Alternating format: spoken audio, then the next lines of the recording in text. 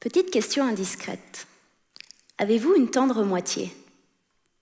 Je veux dire, un amoureux, une amoureuse, quelqu'un avec qui vous seriez un peu comme Roméo et Juliette, la terre et le soleil, la meringue et la double crème de gruyère.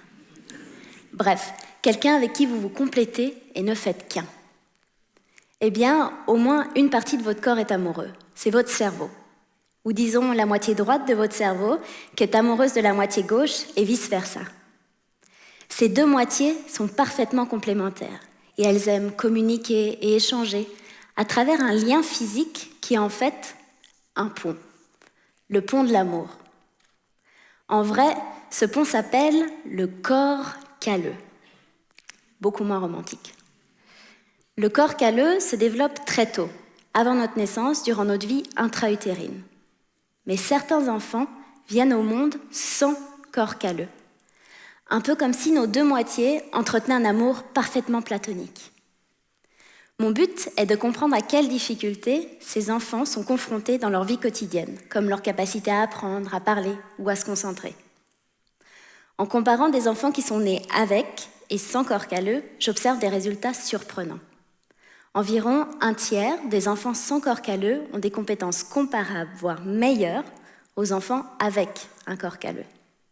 Mais malheureusement, chez les 2 tiers restants, on observe d'importantes difficultés.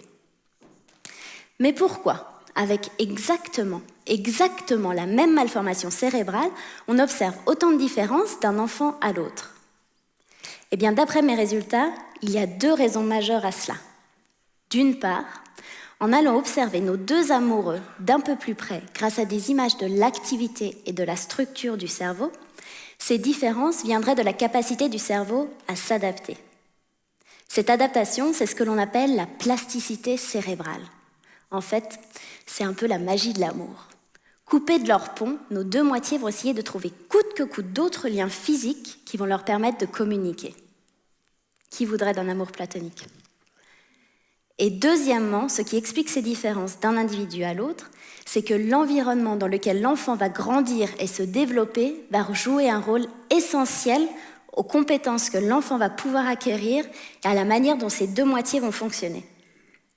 Concrètement, mes résultats vont permettre d'identifier très tôt les enfants à risque de difficultés et ainsi mettre en place des interventions précoces et ciblées. Au final, ça va surtout donner une chance à ces enfants d'acquérir un maximum de compétences et de développer leur autonomie à l'âge adulte. En tout cas, on ne badine pas avec l'amour. On trouvera toujours de la double crème de gruyère pour accompagner nos meringues.